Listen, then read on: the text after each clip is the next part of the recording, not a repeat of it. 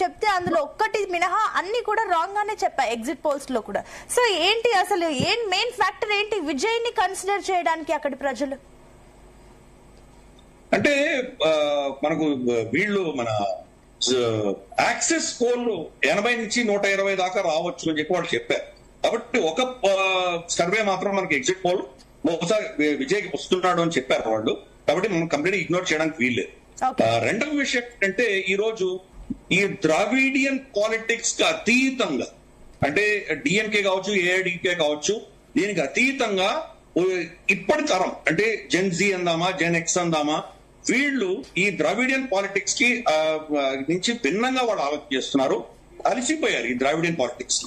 ఈ హిందీని తిట్టడము, హిందువులను తిట్టడము, dengue fever వీళ్ళని చంపాలనడము, ఇటువంటి రాజకీయాలకు అతీతంగా డెవలప్మెంట్ కావాలి, ఇక్కడ మనకు ఉద్యోగాలు రావాలి, మనకు ఒక విధమైనటువంటి ఇక్కడ ఉద్యోగ అవకాశాలు పెరగాలి అన్నటువంటి ఆలోచనతో ప్రజలు ఉన్నారు. కాబట్టి వీళ్ళను ఓడించాలి అన్నటువంటి ఓటు అక్కడ మనం చూస్తున్నాం. యాంటీ ఇన్కంబెన్సీ ఓటు ఈ రోజు విజయ్ పక్షాన వెళ్ళింది. విజయ్ పాపులారిటీకి వచ్చిన ఓట్లు కొన్ని అయితే డిఎంకేను ఓడించాలి అన్నటువంటి ఓటు చాలా పెద్ద ఎత్తున అక్కడ వెళ్ళింది. అది దీంట్లో బీజేపీ ఎలాగైతే అస్సాము, బెంగాల్లో చాలా అద్భుతంగా గెలిచిందో, బీజేపీ తమిళనాడులో అంతే స్పెక్టాక్యులర్ గా ఓడిపోయింది. గతంలో 4 ఎమ్మెల్యేలు వాళ్ళు కూడినారు, ఈసారి ఒకటే ఎమ్మెల్యే ఒకే సీట్ లోనే వాళ్ళు లీడ్ లో ఉన్నారు, మిగతా పోయినాయి. ఇన్ఫాక్ట్ ఆ 4 సీట్లు కూడా వాళ్ళు పోయినాయి. ఇంకో కొత్త కాన్స్టిట్యూన్సీలో లీడ్ లో ఉన్నారు వాళ్ళు. అన్నామలై కనుక బహుశా అక్కడ బీజేపీ నేతగా ఉండి ఉంటే ఈ రోజు విజయ్ స్థానంలో అన్నామలై ఉండే. ఎందుకంటే ఈ డిఎంకే, ఏఐడిఎంకే ప్రత్యామ్నాయంగా బీజేపీకి బహుశా ఓటేసి ఉండేవాడు. ఎప్పుడైతే బీజేపీ నేతృత్వం మళ్ళీ ఏఐడిఎంకి కూటమికి కోసం వాళ్ళు పెద్దపీట వేశారో, అన్నామలైని పక్కన పెట్టేసరికి వాళ్ళు విజయ్ దగ్గరికి వెళ్ళడం జరిగింది. మళ్ళీ ఇదే ఏఐడిఎంకే, డిఎంకేకి ఎందుకు వేయాలి అన్నటువంటి ఒక ఆలోచన అక్కడ ప్రజల్లో కనిపించింది. కాబట్టి ఈవెన్ విజయ్ కూడా ఊహించనంత స్పెక్టాక్యులర్ గా ఈ రోజు మనం ఆ విజయం అక్కడ చూస్తున్నాం.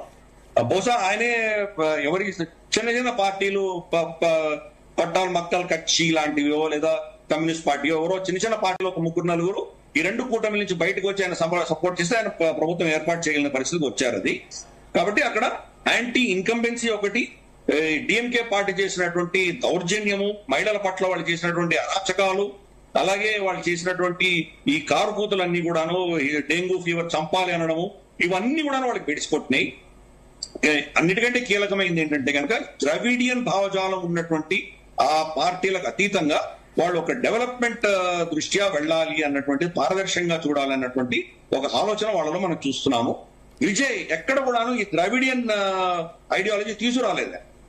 హిందీకి వ్యతిరేకము, నా ఉత్తరాదికి వ్యతిరేకము, ఇటువంటి మాటలు ఏమీ మాట్లాడలేదు ఆయన క్యాంపెయిన్లు ఎక్కడ కూడా. అందుకని ఈ రోజు ఆ రిజల్ట్ మనం తమిళనాడులో చూస్తున్నాము. బీజేపీ ఆత్మావలోకన చేసుకోవాలి. వాళ్ళు ఒక స్ట్రాటజిక్ ఫెయిల్యూర్ వాళ్ళది. బహుశా 15 సంవత్సరాల్లో వాళ్ళు ఒక ప్రభుత్వం ఏర్పాటు చేసే స్థాయికి వచ్చేంత పరిస్థితికి అన్నామలై తీసుకొచ్చి ఉండొచ్చు. వీళ్ళు తీసుకునే నిర్ణయం వల్ల బహుశా ఇంకొక 5 ఏళ్ళు 10 ఏళ్ళు వాళ్ళు వెనకబడ్డారు. ఇంకా వాళ్ళ యొక్క పరిస్థితులు తమిళనాడులో ఇప్పటిలో మెరుగుపడేటువంటి సూచనలు కనిపించాయి. ఎస్ గిరిధర్ గారు, మీరు అలాగే ఉండండి. అండ్ మనతో పాటు చక్రవర్తి గారు జాయిన్ అయ్యారు, డాక్టర్ చక్రవర్తి గారు.